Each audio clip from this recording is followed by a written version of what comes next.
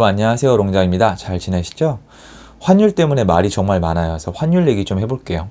이쪽 관련된 전문가분들이 많겠지만 저는 부동산 쪽을 하고 있기 때문에 부동산 관련된 거 그리고 개인적인 어떤 거래 사례를 많이 말씀을 드리곤 했는데 해당 부분도 저는 제 생각을 가지고 있고 얘가 이 정도를 알고 부동산을 활동하고 있구나 이렇게 아시면 이걸 공유드리면 도움이 되지 않을까라는 생각을 했습니다. 의미가 있겠죠.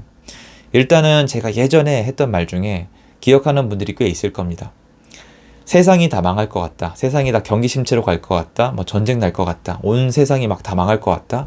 그럼 금을 사면 되고, 그리고 한국만 망할 것 같다. 우리나라만 망해가고 다른 데는 괜찮을 것 같다. 그럼 달러를 사면 되고, 그리고 말씀드렸다시피 한국이 잘 버텨낼 것 같다. 그럼 한국에 있는 자산, 특히 부동산 같은 거 사면 된다고 말씀드렸고, 이걸 계속 반복을 했습니다.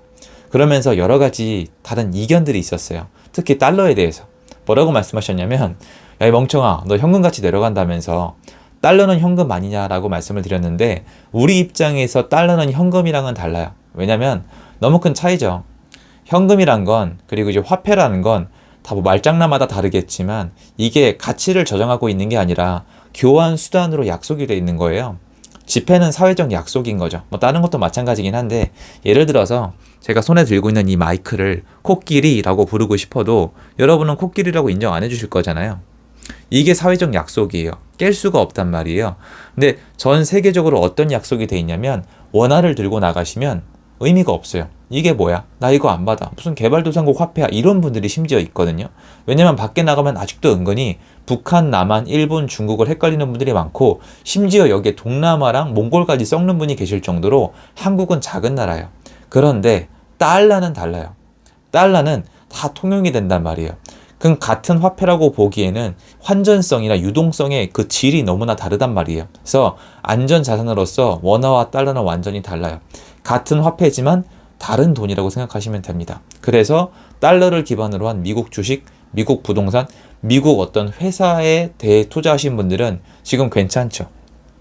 여전히 제 의견은 똑같아요.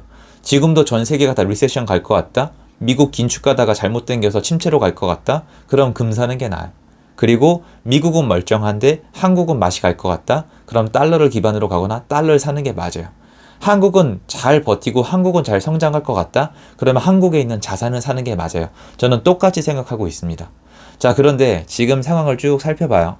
많은 분들이 의아해 하세요.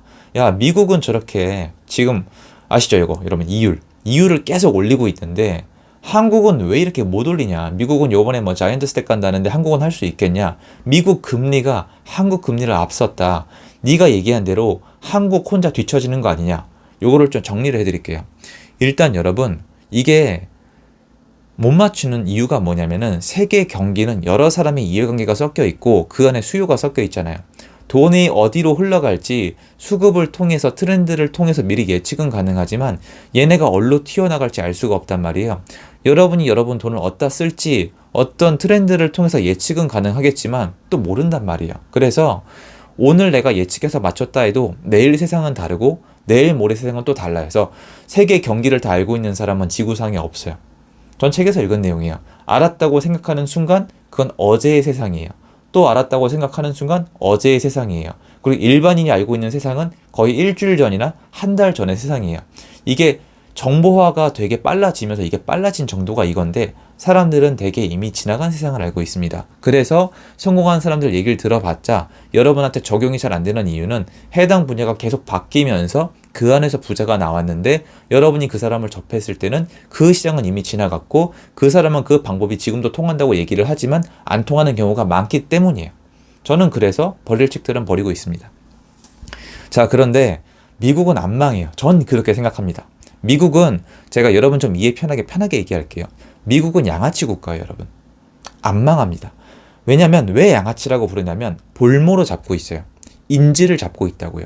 미국이 망하기를 원하는 국가가 별로 없어요, 여러분. 미국이 망하면 달러가 가치가 없어지는데 미국은 여태까지 전 세계에 거의 반강제적으로 달러를 뿌렸어요. 기축통화를 만들었거든요. 뭔가 교환을 하고 싶으면은 달러로 교환을 해야 돼요. 우리가 뭔가 수입해놓고 한국에 원화를 주면 그들은 슬퍼한단 말이에요. 달러를 줘야 되는데 달러가 없으면 교육이 안 되는데 수출입 국가는 달러가 필수고 필수인 거예요. 그래서 달러를 전 세계에 풀어놨기 때문에 아시겠지만 미국이 원하기를 바라는 국가는 없어요. 말과 행동은 다릅니다. 행동을 보면 미국이 망하길 두려워하는 국가는 있어도 원하는 국가는 없어요. 두 번째로 영어 관련된 종사자나 영어로 먹고 사는 사람이 정말 많고 영어를 쓰는 국가가 세상에 너무 많아요. 쉽게 얘기해서 미국 사람들은 갈 곳이 많아요. 여러분 한국에서 느껴본 적 없으세요? 그러니까 말도 안 되는 건데요. 저는 그렇게 생각해요. 미국에서 정말 일자리 구하기도 힘든 분들이 미국에 오면 영어 강사라고 큰 소리 치고 다녔던 시절이 있습니다. 말도 안 되는 미친 세상인 거예요. 나중에 알고 보면 학위도 없죠. 영어 한마디 할 줄 알면 기득권이 되는 세상이 있었어요. 미국의 힘은 여기서 나와요. 군사력, 언어, 통화. 그리고 지금은 통화로 깡패짓을 하고 있는 거예요. 72년도에 닉슨 대통령이 근본위제를 폐지하면서 유럽에서 학을 뗐죠. 사기친 거예요. 이미 시작된 양아치 짓이에요. 그러면서 그 강력한 나라의 파워를 이용해서 기축통화로 굳혔죠. 기축통화를 거절하는 국가에선 전쟁도 불사했습니다. 이건 해석이 다양하지만 저는 그렇게 생각을 해요. 자, 그래서 달러가 없으면 교역이 안 됩니다. 그런데 달러를 만약에 미국이 다시 뺏어가면 어떻게 될까요? 그러면 해당 국가는 달러가 없으니까 교역을 못하게 될 거예요. 미국이 이렇게 있다가 전 세상에 뿌려져 있던 달러를 다시 가지고 가면은 그 국가에는 돈이 없는 게 아니라 일단 달러가 없으니까 무역이 안 돼요. 수출 수입을 한 다음에 어음을 못 막는단 말이에요. 그럼 달러를 어떻게 뺏어가면 돼요? 맞아요. 금리를 올려버리면 돼요. 금리를 올리면은 달러가 미국으로 갑니다. 그럼 이걸 막을 수 없느냐? 있어요, 여러분. 자, 미국이 금리를 올리면 미국으로 돈이 왜 갈까요? 금리, 이자 많이 주니까. 이자를 5% 주니까. 그런데 여기 미국으로 가져오면 이자가 5%인데 저 국가에 가면 이자가 3%예요. 3%짜리 금리에서 5%짜리 금리로 돈을 가지고 오는 거는 자연의 섭리잖아요. 그러면 미국은 금리를 올리면 전 세계에 있는 달러를 빨아들이는 거예요. 왜? 돈을 더 벌게 해줄 거니까. 근데 문제는 여기 해당 국가에 있던 달러가 빠져나가니까 얘네는 나중에 쓸 돈이 없어지는 거예요. 이게 심각해지면 IMF가 터지는 겁니다. 그런데 지금 이 현상이 벌써 일어나고 있어요. 그런데 보세요. 경기에 대해서 인플레이션을 일으키고 전 세계에 돈을 푼 주요 국가는 미국이죠. 지네가 뿌렸잖아요. 지네가 뿌려놓고 지금 어떻게 하고 있어요? 지네가 흡수하고 있잖아요. 근데 얘네는 지금 금리를 올리고 있거든요. 얘네는 금리를 올리는 대가를 어떻게 치르고 있죠? 사실 내부적으로 치르고 있긴 한데 금리를 올리는 이유 중에 정치적인 이유가 굉장히 많아요. 바이든 정부 지금 굉장히 불안하거든요. 이제는 연준도 손절하려고 그러잖아요. 이렇게 정신이탈해가지고.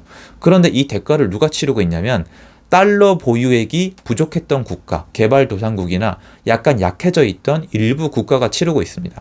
제가 저번에 말씀드렸다시피 만약에 전 세계의 국가 중에서 여러분이 이름을 알 수 있는 유럽국이나 아시아나 한국 정도 되는 한국 아래급의 사람들이 웬만큼 알고 있는 잘 사는 국가가 달러 때문에 무너지기 시작을 하면은 두 가지 현상이 벌어집니다. 역사적으로.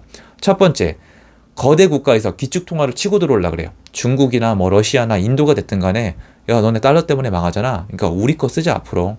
위안화 쓰자. 위안화 기축통화로 가보자. 이런 태클이 들어옵니다. 그럼 여기 태클이 들어오면 어떻게 됩니까? 미국에서 야 아니야. 그게 아니라 우리 긴축 그만하고 다시 달러를 풀어줄 테니까 걱정하지 마. 이게 또 팽팽히 맞서요. 왜 그러냐면 미국은 본인들의 우호 국가가 중요하거든요. 여러분 러시아랑 중국 있잖아요. 대부분의 분들이 되게 친한 줄 아는데 걔네 사이 엄청 안 좋아요. 역사책에 써져 있는데 정말 지금 그렇게 지내는 이유는 미국 눈치 보는 것 뿐이에요. 그래서 서로 자기가 기축통화도 갖고 뭐 언어도 갖고 이거저거 가지려고 막 싸우고 있는 거거든요.